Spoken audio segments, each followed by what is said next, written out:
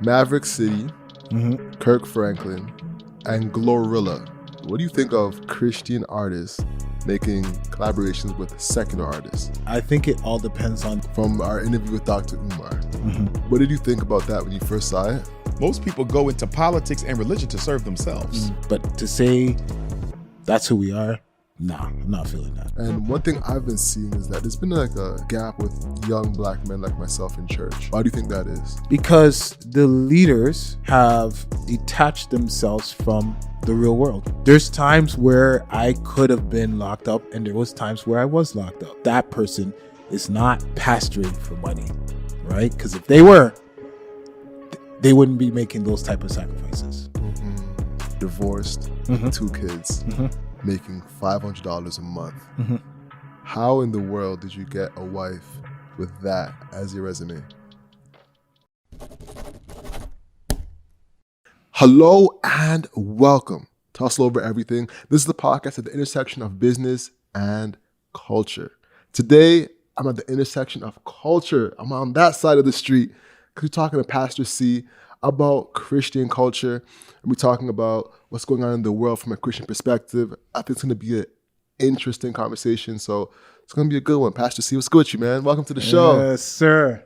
Yes, Thanks sir. for having me on. Most definitely. So from what I understand, you have a background in music, right? So I'm going to show you something real quick. I want to get your perspective on it, all right? when I show you this right here. Oh, Lord. Talk to me. What do you see?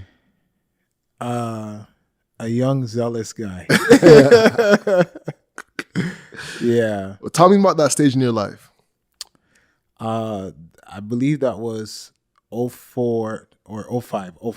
Okay. Which next year marks 20 years since I recorded that and put that out. Yeah. So I went back and listened to it, and let me tell you, I have 2 things. So we have some good and bad. The good, I'm sorry, the good. The music was fire. Thank you, sir. The gospel music was fire. I was like delighted to hear. I was like, okay, pastors, okay, PC. Yeah, I tried to think back then. For sure. Now looking at the cover, talk to me. What do you think about the cover? Well, believe it or not, people don't know this, but I was actually signed to a label. Really? Yeah, I was signed to a label. Okay. And I didn't have a say-so in that cover. Really? Yeah. They kind of wanted to be creative, and so they decided to have a certain type of look and stuff like that. I applaud them because they didn't want to play it safe. And the music that I was doing back then, that choir music was edgy anyways, right? So they wanted to create a cover that matched the actual sound of the album. And so they took a try with it. So, well, I don't know. I'm not mad at it. Got you. Now, speaking of that, Maverick City, Kirk Franklin, and Glorilla just released a song. Have you heard about this? No, I haven't heard it yet. It just dropped. And with that in mind, I want to get your opinion. What do you think of Christian artists making collaborations with secular artists? It's tricky for me. I think it all depends on the actual artist. I personally saw that in my heart of hearts that it made sense when Kanye West was doing something with Kirk Franklin around that time. I was with it, and I think I was with it because I was seeing something happening with Kanye, right? And so I felt like that made sense. And I know when he did it, the church was, a lot of people were outraged, they were upset about it, right? Yeah, for sure. But when I look at that time, I felt like it made sense. So it all depends on who you're working with. Like, I'm not going to work with Marilyn Manson or you know what I mean? It just depends on who I'm working with. Like the stage of their faith, essentially. Yeah. And it has to make sense, right? Because to me, I'm not going to speak on other artists. I don't do music anymore. I may in the future, but I did music because I loved it and I have a passion, but I actually had a message and a sound. And if I feel like you're not rocking with what I'm what I'm trying to do, then I just naturally wouldn't work with you. I wouldn't hate on you. I just wouldn't work with you. Yeah, I hear you. Yeah. Now, for the people who don't know you, what could you say about yourself in like 2 to 3 sentences to give them a bit of understanding of who you are and your background? Okay. Well, I would say I'm just your regular guy. You know what I mean? That truly loves the Lord. I made a lot of mistakes. I will continue to make mistakes, but I'm fighting for truth and understanding truth. And I believe truth is Jesus Christ. And there's no other truth outside of that. And so that's me. I'm very authentic, and I'm told I'm a strong truth teller. So I'm always going to tell you, just know that you're going to know where you stand with me at all times. Now, with that being said, I'm happy the audience knows who you are now. I sent you a clip earlier, right, from our interview with Dr.Umar, right? What did you think about that when you first saw it? And what is your reaction to that clip where he was talking about the church and the Black community? To your point that you opened up with, I do believe that 99.9% of all religious leaders are in it for themselves. Got you. I look at all the brothers I know who went to jail, came out, opened up a church because it was the only hustle that was there. I look at all the politicians who fell from grace, or celebrities fell from grace, opened up a church because it was the only hustle that was available. You know what I mean? Like, we have to be honest. Although there are some people who go into the ministry for the purpose of serving the Lord, most people go into politics and religion to serve themselves. Got you. Okay. In equal numbers? You think in equal numbers people going into politics at the equal number or equal rate as people going into religion to serve themselves? Oh, absolutely. I stray away from making absolute statements. Okay. Because one, I'm not God. Okay. Right? So I'm not going to jump out there and just say all people are this or all institutions are that. I'm not going to do that. Now, I don't mind people speaking about their lived experience, but to label the church a specific way because of your lived experience and your study, well, I mean, the church is evolving. The Black church is evolving. And so I don't feel like he has the stance or the right to just say that. And the gentleman that you were with who was speaking of his father so passionately, I admired him for that, because straight up that was just dope to me. I feel like he just went over him and just continued to state what he stated, but your friend's experience with his dad actually clashes with what he was saying about the Black church. So are there Black pastors in church right now for the money? Of course. Are there people in any genre for the money? Of course there is. But then there's people who are in it to bless people and be there for people and see people uplifted. And that's in every single genre every industry you could think of, right? There's people who make music to make money, and there's legitimate artists that make music because they want to create a song to uplift, bless, or to like put their artwork out. Like Michael Jackson, Prince, these are real artists that wasn't doing this for the money per se, but they were shifting a culture. They were creating a sound. But then there are people who come into the industry that are like, hey, I see money in this. And money is, the artwork isn't their motivation. The money is.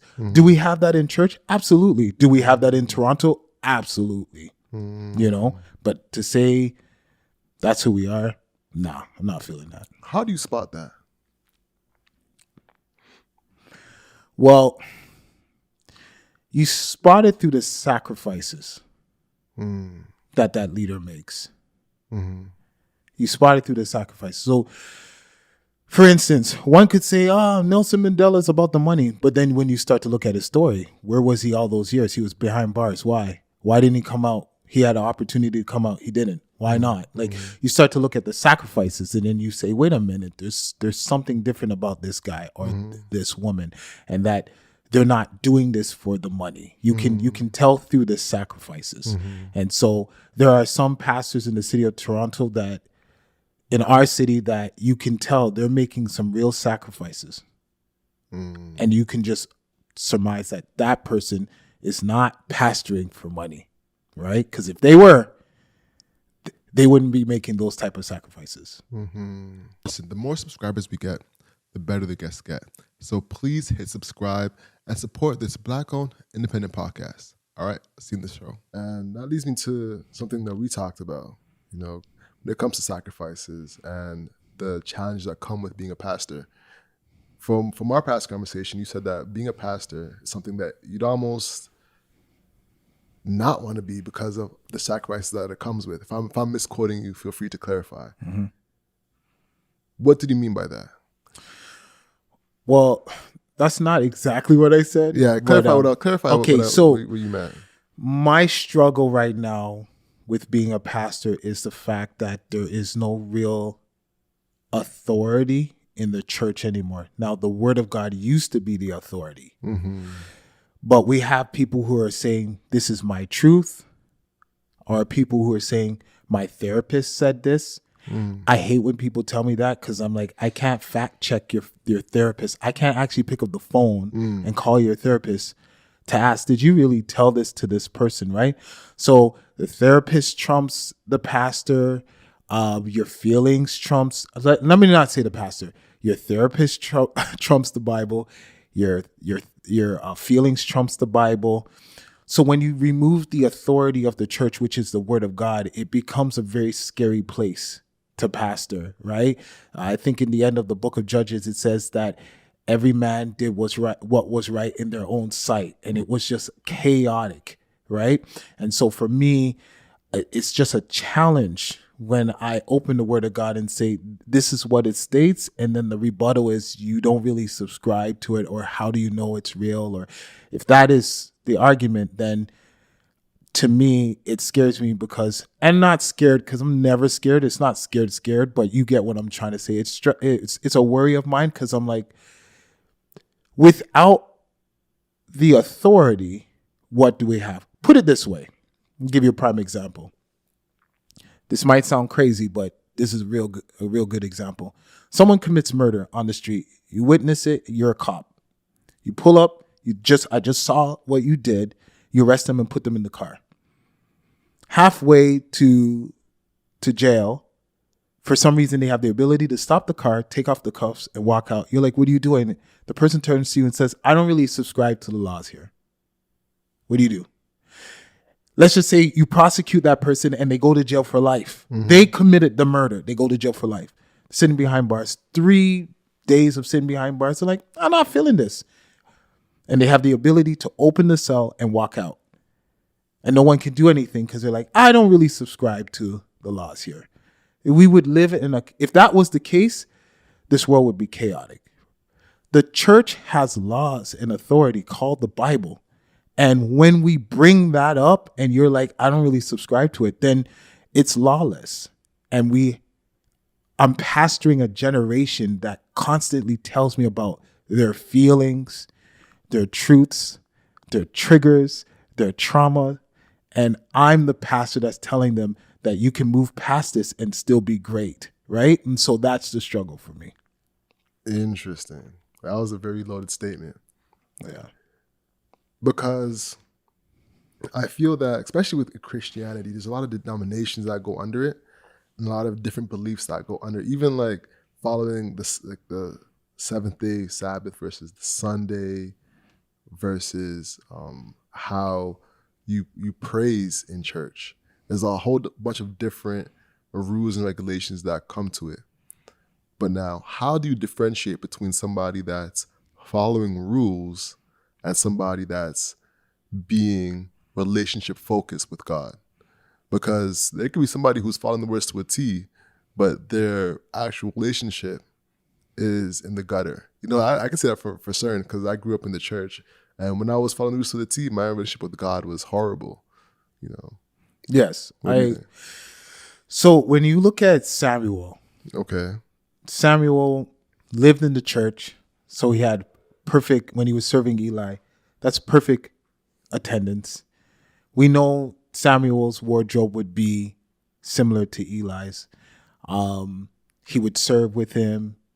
The people would know him. This guy is the high priestess guy. Left hand side. Yes. Left hand. All right. So he fits the role of what we would say this is the model. Mm-hmm. And then one day God speaks to him and he runs to Eli and he says, "Did you call me?" So you could be serving and doing all of those things and not even know God because you're just following religion, right? And so God reaches out to Samuel to have a personal relationship with him. And so I'm very aware that there are people who follow the law, if you will, to the T, but don't have a relationship with God. So at EKM, I'm working overtime to remove those things so that I have a ministry where it focuses and highlights relationship with God and relationship only. This is why I say come as you are, because you know what we like to do? We like to hide behind suits. Because if I'm in a suit, you automatically assume relationship. The hat, the long skirt, you automatically assume relationship, even down to the way we pray. We dress up our prayers. That's why some people, when I say, "Would you like to pray?" they're like, "I can't pray." Why? Don't you talk to God? I do, but I can't pray in front of the church. What they're saying is, I don't know how to dress up my prayer. So we dress these things up, and those things cause major issues. So I try my best to remove all of those things. Especially in the Caribbean church. Of course. Performance. The performance. What? Performance. Yeah. When people say things like, "Your prayer moves me," well, my intention was not to move you, because if it was, then I would speak to you. I'm actually praying to God, right? And therefore, if someone with a pure heart goes on stage and just says, "Jesus, I love you, and I want you to just be with me this week in the church," and they come down, a lot of people would say, "Don't put that person back up. They don't know how to pray. They don't have the oil," and all that stuff. And to me, at the end of the day, is that person performing for you or speaking to God? If you look at how Jesus would pray openly, I didn't hear the Father God, Sun and the moon and the stars and all. I didn't hear all that. It's just, "Father, I know you hear me." Like, it's very simple prayers, right? And so I'm just trying my best to remove all the religiosity, all the churchanese, remove all those things. And then let's just focus on growing in Christ and leave it at that. Do you get a lot of pushback from that? Of course. Who was the one person that's giving you pushback that really hurt? Like, say their name? I'm just Nah. I'm getting a lot of pushback from the older pastors who, some of them literally go out of their way to insult me publicly. I've had to sit in services where pastors have literally like insult me, and I will sit there knowing that I have a vision and a plan and I'm sent to do something. And so you just got to know deep down inside that God sent you to do what you're doing. And when you know that, it trumps the naysayers. It trumps those people. Like, look at John the Baptist. First and foremost, his diet wasn't the same as everyone else because it said what he was eating. His wardrobe wasn't the same. He was unconventional, right? And so for him to endure, he would have to rely on the fact that I was sent here to do something that the world may not understand, but I'm still going to fulfill my task. And I know for a fact that I'm a pastor for the streets. I just know that for a fact. The people that come through EKM, the people that I'm baptizing, majority of the church at EKM, I'm their first pastor. We have around 150 people now in just 3 years. Majority of them, I'm Alex, their first pastor. Wow. This is their first church. So I don't feel that I'm called to the church, and I personally just don't care. Is there an immense amount of pressure that comes with that? Because I remember when I first got baptized, and I went through that process thinking it was great. And then years down the line, I look up that pastor and I hear he's committed suicide. And I'm like, what the heck? And then I hear other pastors are committing suicide. And I'm like, what? Now I'm realizing that there's a trend of pastors committing suicide. So like open my eyes up. Like what's really going on behind the scenes that most people don't see? So, like you, before I became a pastor, I was noticing those things. And in my mind, I would say things like, they're not real pastors. There's no way these guys are filled with God and wanting to kill themselves. It's just silly. Like I was judgmental until I became a pastor. And I didn't choose to become a pastor. I was sent. I was called.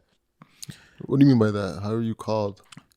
Well, I wanted to continue to do my music thing. Keep in mind, I've been doing music since the age of 19.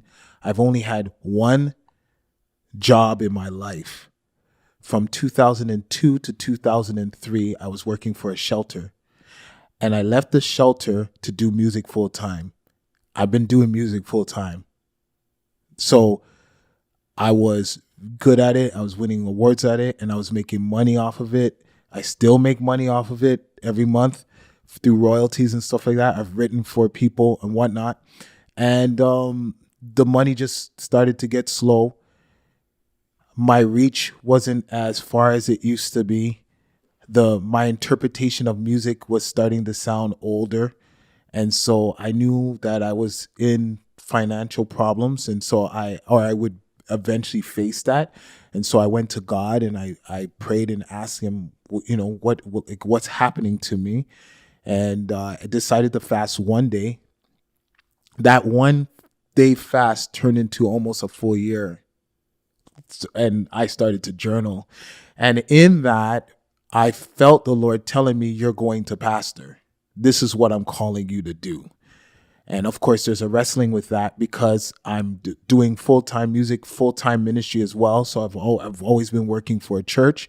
And so I know what it entails.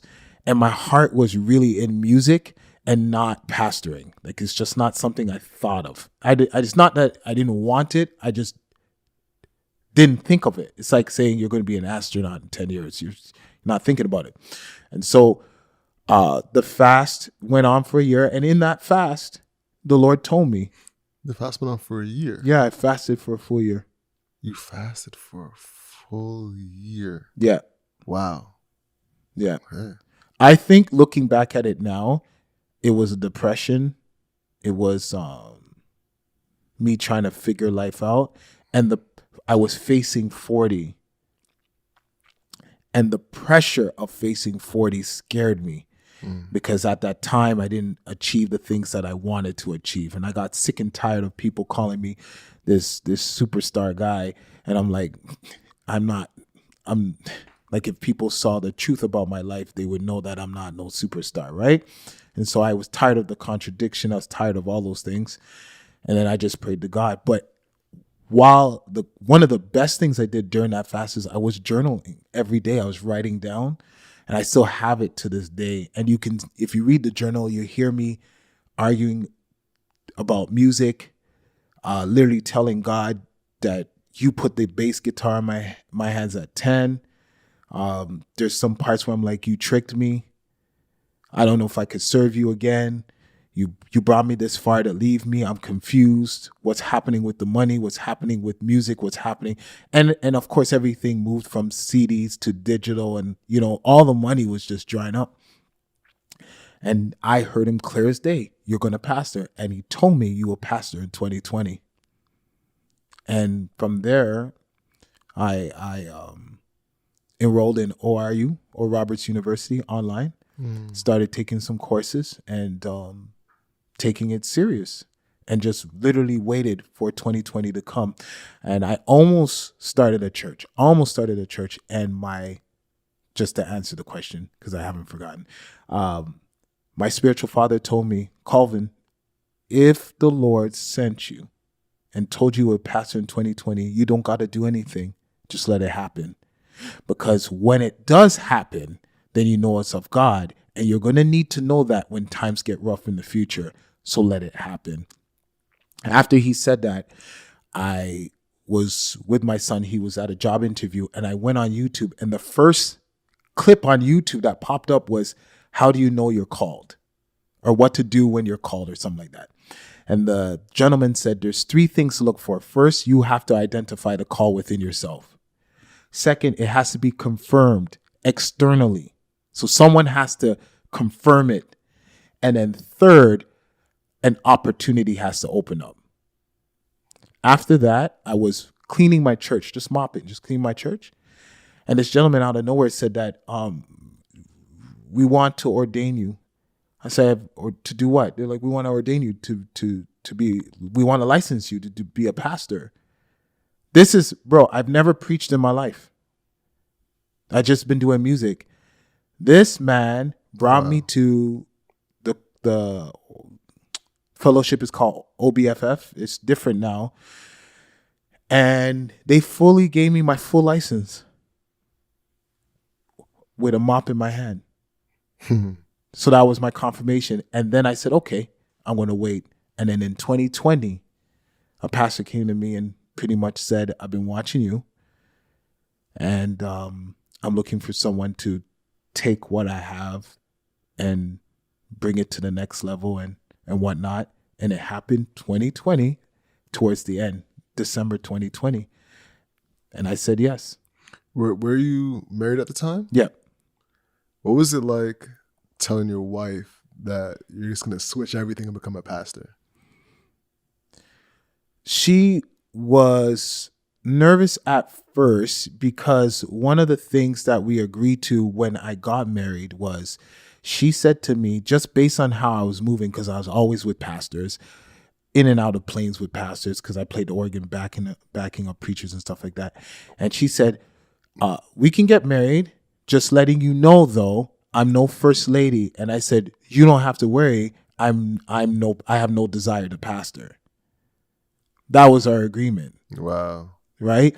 And so when this happened, I told her. And the first thing she said is, I don't know. And then she said, pretty much no, right? I can't do this because it's one of our agreements. And she said that night, I think it's that night she went to bed and she said she had this dream where the Lord visited her and said, pretty much, I designed him to do this. I built him to do this. And I don't want you getting in the way of what I'm doing in him. And the day she got up, she's like, she said, babe, you have to do this. Wow. Just like that. And the rest is history. That's incredible. Yeah. Damn. So that's what I mean by I'm not one of those guys that is just out there doing a thing and trying to like I'm sent. I was sent to do this. And the proof is in the pudding. I started with 15 people. And in 3 years, we're at 150. Mm-hmm.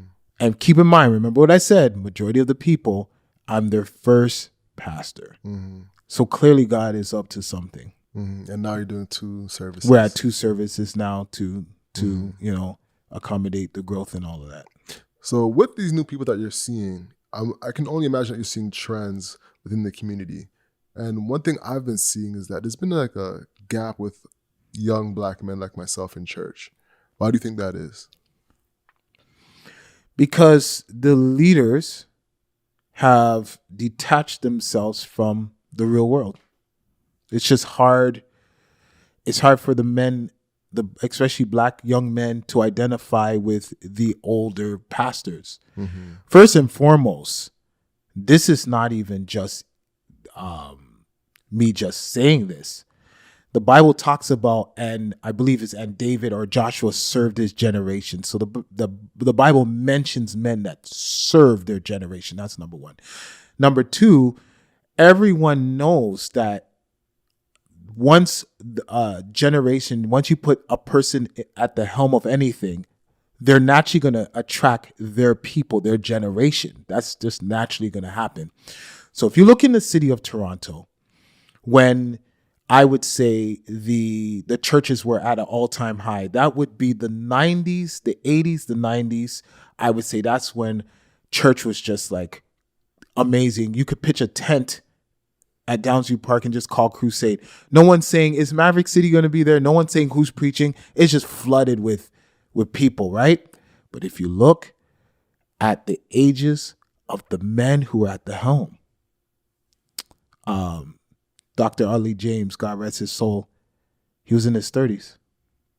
Pastor Melochuk, who just passed away, I believe, on Sunday, God rest his soul, Prayer Palace, these guys were in their late 30s. All the men and women, I believe Pastor Pat Francis was in her 30s as well. All these leaders that built these beautiful, amazing ministries, even Oromiko, all of them at the time were in their late 30s. So if you just put a pastor in his late 30s, naturally he's just good. It's just not. So it's a little easier for me just because I'm now 44. I'm naturally going to talk the talk to my peers, and I find that people rock with me because I sound like them. Well, I am them. So it's a little different. Now watch this. I too will grow old. And I have to have the sense that my bishop, Paul Edwards, had when he said, I'm passing this on. He was 59. I'm passing this on because I've lost reach to the next generation. So they will say that you can only appeal to your generation, the one directly below you, and the one directly above you. After that, there's no reach. Right? So, in a nutshell, Black men in particular need to see more of their peers in leadership. That's fair. And I kind of see that online. I see that there's also no defense coming from the leader above. And it's one thing I can't commend you on is that you look like you defend young Black men, and all of the online platforms are doing the defending. The Jordan Petersons, the Joe Rogans, the online platforms, they're showing defense for men, and that's what kind of gives them a mental vacation or mental space that they can feel related to, And I think that's a big thing missing in church as well. Now, when it comes to love in church, do you find that there's been a gap there too? Or is it just as similar as it was in the 90s? The church will take on the nature of the pastor. So if you go to EKM, it's like you've been there, all right? Course, so yeah. It's a joyous place. Joyous. It's litty, right? You have a blast and whatnot. Well, because that's kind of just who I am and how I live my life. And I don't want a stiff or judgmental environment because, and I had one member who came to me and said, Pastor C, this was a while back. And she's like, I heard this person saying this thing about you and I was going to defend. And I said, wait, hold on. I said, don't defend me. Because I probably did it because I was wild. I said, if anything, I'm proof that the gospel works, right? But like I said, born and raised in Toronto, born and raised in jungle. Okay. Right? And made all my mistakes in church. Gotcha. Like it's what it is. Like I fooled around. The girls I messed around with are church girls. Everything was in church. If I smoked, it would be with a church person. If I drank, it's with a church person. Whatever I would do, it was going to be with church people. Church people aren't perfect. But guess what? Now I'm a pastor, right? And so for me, I'm like, you take that judgmental stuff away from here. We don't judge here at all. Because if you were to see me 10 years ago, you would send me to hell. And God would be like, nah, hold on. You just don't know the 40-year-old version of him. And so when I am dealing and counseling the people at EKM, I tell them the same thing. Hang on. You don't know the 35-year-old version of you. You don't know the 40-year-old version of you. Don't give up. Right? Trust in God. And so because of that, we just have a loving environment at EKM. Man, and the environment globally is about to change. I think so. Because it's election night. Oh, Lord. How do you think the overall environment can change if Trump gets elected versus if Kamala gets elected? Let's say this. If Trump doesn't get elected, I'm worried about how his supporters will handle it. I have American friends that are probably not going to go to work if he's elected, whether they agree with him or not. It's if he isn't elected, sorry, whether they voted for him or not, because I have some friends who are like, Colvin, I just don't know how they will respond. Are they going to shoot? Are we going to have mass shootings? Americans literally worried about how his supporters will respond. So I'm worried about that because I have a lot of American friends, but at the same time, God is in control. And one of the things that I tell people, it's biblical, God picks and raises kings and he lowers them. So if God picks Trump, it's going to be Trump. If God doesn't pick Trump, it's not going to be him, right? So we put our trust in God. In God we trust. And what about if Kamala gets elected? I think, well, again, it's the same thing. He doesn't get elected, right? So it's going to be a war zone. I think that may happen. I'm praying that it doesn't, but I think it may happen. We do know that if he gets elected, the Democratic Party, like the chances of them taking the streets and doing exactly. It feels like Trump's audience is very white male focused that feel like ready for war. Yeah. Yeah. Well, they already showed us that. It showed us that. Yeah. Yeah. So if Kamala does win, that could happen. The Democrats don't seem any type of militant focused at all. No. And I just want to make it clear that I'm not out here telling you who. I'm Canadian. Let's just start there. The thing is already over. Things are already done. Yeah. By the time this comes out, this already. Yeah, exactly. But America, I think America's main issue, and I say I think, because I don't want anybody saying how dare he talk about a country that he doesn't live in. But I will say that because they're so patriotic concerning their country, the country has in itself has become an idol.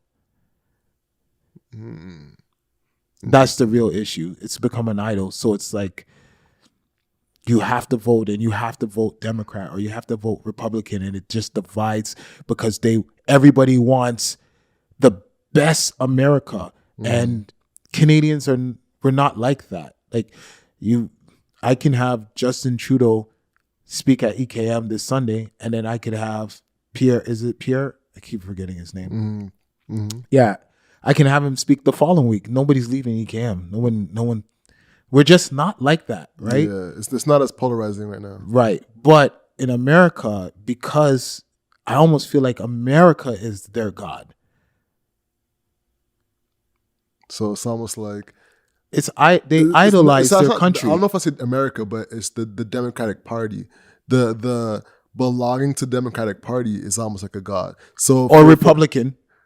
Yeah, and it's like to be overt to that, or to be on the other side of that. It's like, how could you go against my core beliefs as a human? Right. How could you go against my God? Right. But it's not the party. It's America. You think so? Yes, it's America. And the reason why it's America, because they're all fighting for the best America, because they all believe that if America falters, the world falters. And that is like that's ego times 10. Like, you get what I'm saying? Like, and us on the outside looking in, we're seeing it. Yeah, it's crazy. What's crazy to me is how no one talks about BRICS. Like, I haven't seen BRICS mentioned throughout the whole election. True, and as you hear border, you hear manufacturing, you hear tariffs, you hear taxes, but you don't hear BRICS. And even if you do hear it, what really changes? This is one of the things that I asked one of my friends is, like, what really changes? The Democrats are in. Every election is you got to vote like your life depends on it. And then the Republicans are in. and then the Democrats control the House, and then and I was like, what really changes at the end of the day? I honestly think the abortion law is probably the strongest change. Yes, that I've seen. That you can in my actually lifetime. Yeah, you can actually like immediately see. Yeah. I would say that and the gay marriage laws is probably like the most like in your face change. Like you that's immediately an actual change. Yeah, you that, see it. You see it. We're feeling and it. Has like not generational, but like change on all degrees. Because now that the marriages in law, you have to change how you teach a kindergarten student. Right. And it filters up through the whole school. Right. So everything in society changes because of that. And abortion is not as strong as that. But like I think the gay marriage is probably the strongest like switch you've ever seen in our generation. Right. Yeah.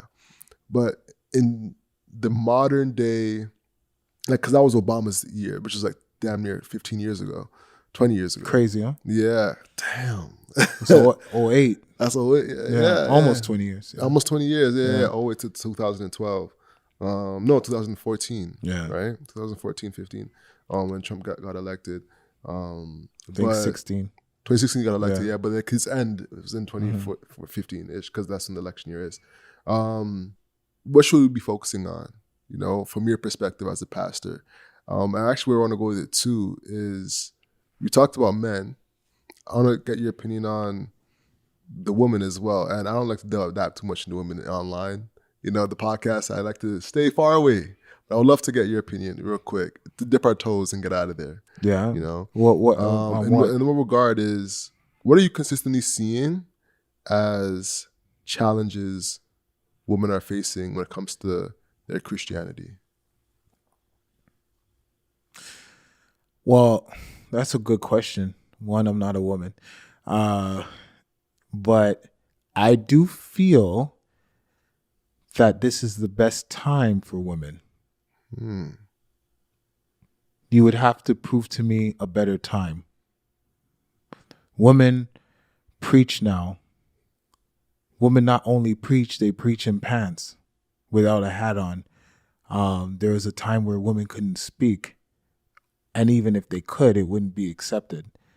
And we're seeing like Juanita Bynum, Dr. Cindy Trim, Paula White, people who have paved the way, Joyce Myers, and now we see Sarah Jakes, and the list goes on and on and on and on.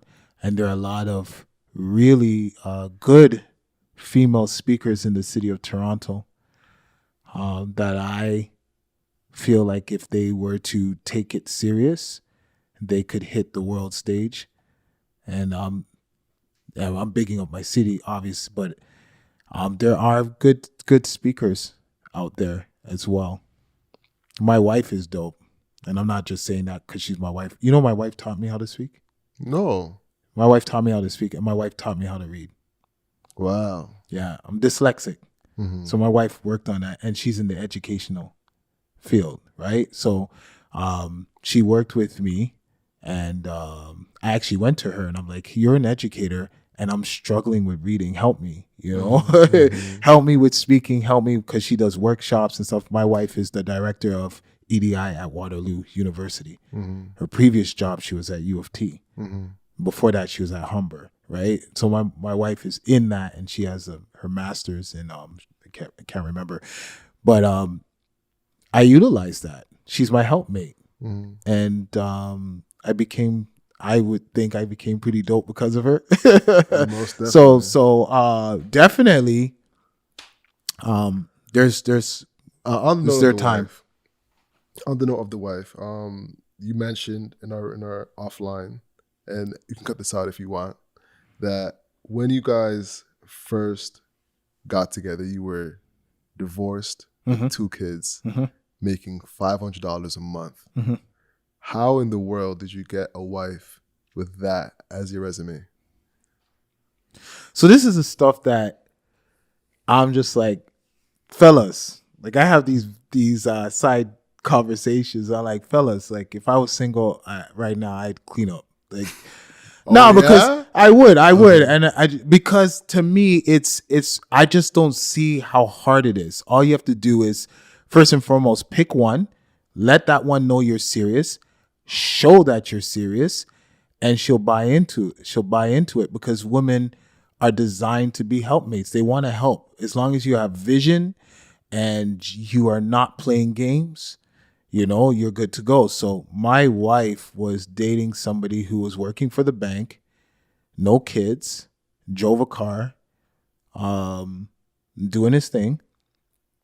And I was divorced, 2 young boys, making $500 a month. And I am a high school dropout. I dropped out of high school at grade 11, dropped out of high school. I went back online to ORU in 2018. So I made all my money, did all my stuff with no education whatsoever. I educated myself, right? Oh, wow. Yeah. So there's no excuse. That's what I'm saying. There's no excuse. But I sat her down one day and I said, listen, this is what I'm going to do. This is what the vision that I have that God showed me. And I was God-fearing. So that's the key thing. If they believe that you are following God with your whole heart, they will follow you. And so my wife followed me because she believes, to this day, she believes that I'm following God with my whole heart. So she has no issues with following me. Now, if I stop following God, she'd leave me. She wouldn't follow me. She wouldn't devote herself to me. But I just sat her down and said, this is what I'm getting ready to do. And I promise you rock with me, you're gonna have that good life. And if she was here, she'll tell you, I came through, I delivered. I don't want to get into what I have, but I delivered. I feel you. Why did you drop out of school? I dropped out of school because I said I wanted to be a music producer and I wanted to do church, and my guidance counselor just couldn't rock with that. Because I was dyslexic, there was no, back then it was just tough. So they put me in ESL. I wasn't diagnosed. They put me in ESL, so I'm ESL. Like, I'm in grade 10 and I'm in ESL. Not only that, born and raised in jungle. Majority of my school was black. Principal was black. I got stabbed. My dad decided to move us out as far. He wanted us so far from the hood. I think I was 13 or 14 when I got stabbed. My dad wanted us out of the hood, 5 of us. And he moved us to Ajax. And I remember walking into Ajax and just thinking, I am the only black person in the school, which was weird to me. We had Harambee in jungle, so it was very Afrocentric. And so we are going in with my sister got suspended because she had the Too Black Too Strong shirt on, and she got suspended, and we didn't even understand why. We were getting into trouble at school. People said I spoke funny, but I didn't realize like jungle had a sound, Toronto had a sound. I didn't know that, so it's like and I'm being called the N-word constantly and stuff like that. I didn't know about skinheads till I moved out to Ajax. There were skinheads in Ajax back then? Yeah, they were wearing the Doc Martens, and they would have Doc Martens is skinhead gear? Damn. Yeah, or whatever those boots. Maybe it wasn't Doc Martens. I think it was Doc Marten, but they were wearing those boots. Now in jungle, it was the wave, but over there it was like a code, and that's when I started to see the gothic look and stuff like Goths that. love Doc Martens. Yeah, That's for sure. So I was, my school was a pretty large school for me, and then I went to a school where you ate in your room, like you do when it's time for lunch. I was like, where do we go for lunch? And they're like, what are you talking about? We eat in our room. So, you know what I mean? It was depressing for me. So I went from that life to out in Ajax, and I remember I struggled. I just struggled, and I stopped speaking, and then when I would say I want to be involved in music and stuff like that, they would try to send me to Lon and McQuaid at the time to be a cashier. And I was like, this is not, That's not it. no, this is not it. And I just got tired of trying to explain. I got tired of trying to read. I got tired of failing tests after test after test. I got tired of being labeled that I was just being ignorant and all that stuff. And then it just led to hanging out with the wrong people because they rocked with me. And, you know, it was just horrible. It's funny you say that. Like, I feel like the wrong crowds are the most accepting. Oh, they accepted me. Yeah, they're the easiest accepting. Yeah, come on in. They accepted me. No problem. Yeah, they accepted me. Whereas the good crowds that you actually want to be in are hard to get acceptance within because there's a level you have to maintain. Mm-hmm. You know, you have to jump over this hurdle to be with us. Mm-hmm. So if you're not jumping over it, it's too bad. It's too sad. It's too bad. I have friends in jail for murder. Mm-hmm. I have friends who are dead. I have friends for attempted murder. I have a lot of friends that have they walk the walk, and the thing about a lot of them is they would literally tell me, we're going to go rob this person, and we know you're doing this church thing, so don't come. Mm-hmm. It's hard. You know what I'm saying? It's hard to go into church and then you're dealing with fake people, and I'm like, who are punking the street people. Meanwhile, the street people are just like, yo, C, don't come. Catch us back tomorrow. Or we're getting ready. And they're telling me, we're getting ready to do this. We're getting ready to do that. We don't want you there. They're looking out for me, bro. Mm-hmm. Telling me, we don't want you here because we don't want, just in case we get caught. So it's kind of hard to be like, those are not your real friends. Mm. Your real friends are here in the church. And it was hard for me. But yeah, I thank God for, because when they went and did their dirt, you know, there's times where I could have been locked up and there was times where I was locked up, right? So I don't know. I can see God's hand on my life. That's all I could. Looking back at it now, I'm like, oh, wow. If I had said, no, I'm coming, this would have happened. If I said, guys, stop treating me like I can't, I'm not hard, I can't rep, this would have happened. Mm. You know? Yeah, for sure.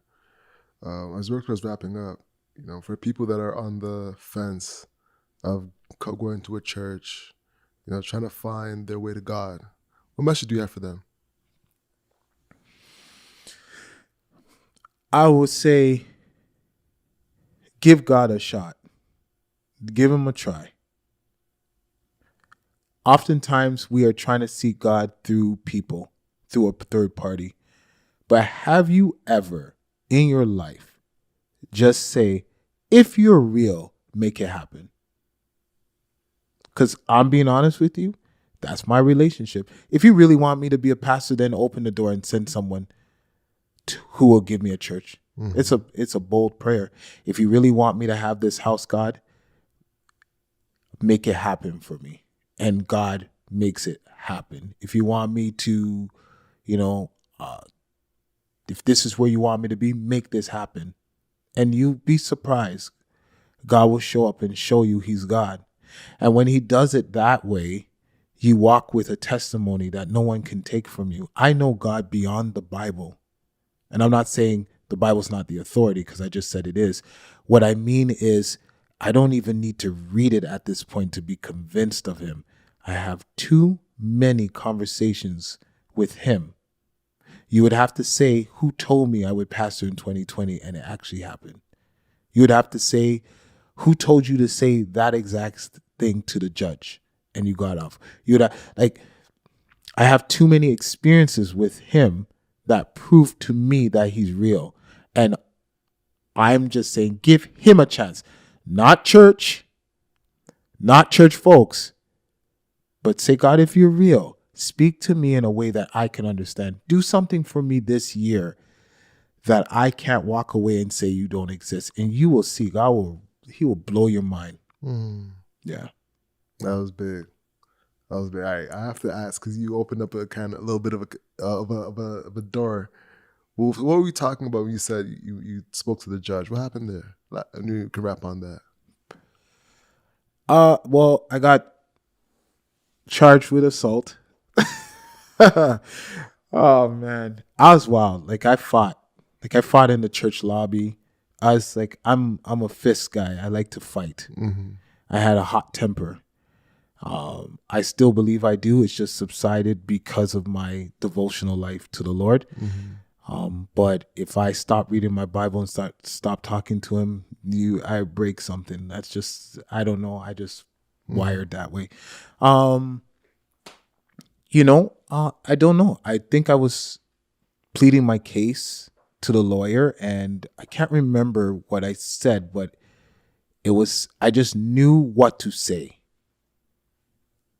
that would allow the judge to say, I think he is telling the truth, or his heart is, not in evil. Mm-hmm. And I just found that it worked for me, so, and then there's other times where I don't know, I can give you stories upon stories upon stories where God has literally, like, there's another person that I fought and they called the cops on me, and the cops showed up, and ironically it was a guy who arrested me from before. Mm-hmm. And so he's like, you again? Yeah, like he's like, you're in trouble. And the worst thing about it was, I said to the guy that I was going to kill him. Mm-hmm. I actually went on the phone and called one of my friends because I still had street ties. I said, I'm coming for the thing. And he automatically know. And he told me, he said, I'll never forget. He said, Colvin, if you do this, you'll never come back from this. Taking a life isn't like watching TV, like what you see on TV. Should tell you the caliber of guys, or the type of guys. And that I don't know how they found that out, but they found it out. And I remember he said to me, I got angry, I started punching the wall. I can't remember why. I did something to my hand, and my eyes went red. Like, I didn't know you can be so angry and yell that I forget what they call it, like not a blood vessel, but something happened. Mm-hmm. I remember the guy told me, he says, I'm going to do something for you that's going to help you. And he drove me to the hospital. He told me to sit down. I sat down. And then I remember this guy came in and he said to me, how do you feel? And I said, I'm angry. And he said, what happened? And I told him what happened. And he's like, and so what does it make you want to do? And I was like, I just really want to just end this guy. And I said, I think I want to end myself. Like, I'm just done. I'm tired. Because my temper just gets like crazy. And he said, take this and relax. And when I took it, I woke up the next day. I was in a psychiatric ward. They detained me for 72 hours. Wow. Right at McCowan and Ellesmere. In Scarborough. Yeah, Okay. detained me. Psychiatric ward. Detained me for 72 hours. And I remember the next day I was trying to get out. I was furious, and the doctor saw me, and he said to me, basically, you have an angel, right? You shouldn't be in here. And he just said, just do the arts and craft. And he joked around and stuff like that. And he's like, do the 72 hours. I realized that gentleman, who wasn't black, he was a white man, he was an angel looking out for me, because I should have been locked up.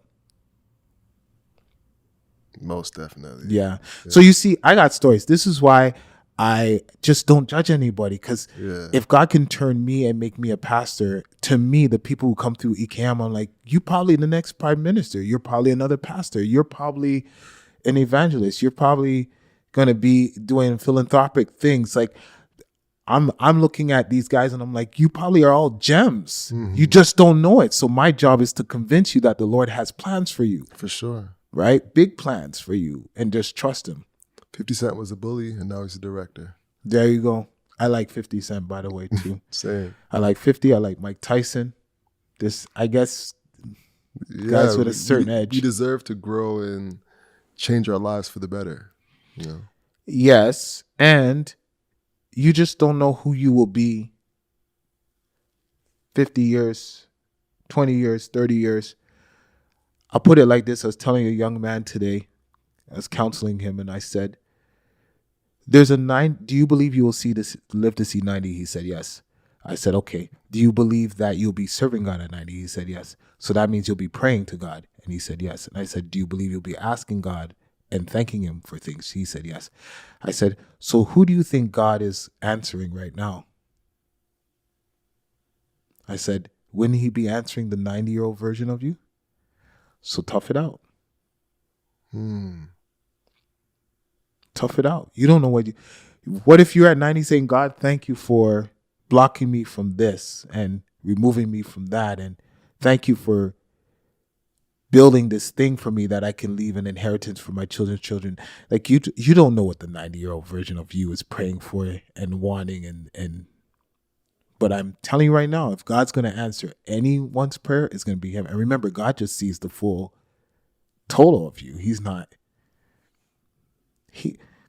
You want something now, and you have no clue that the 40-year-old version of you is praying for something against that thing. So who's God going to answer? I get you. That's a bar.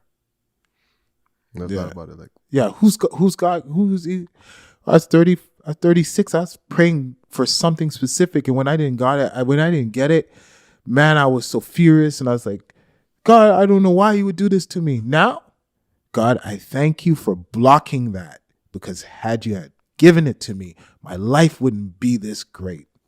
Who do you think God was more interested in answering? You know. Mm-hmm. Yeah. So let it play out. Let it play out. Yeah. With that being said, everybody, I wraps up the show. This is what you can't control. So control your grind. I control your life. I'm Alex. PC. That's the show, y'all. Peace. Respect, bro. Yes, sir.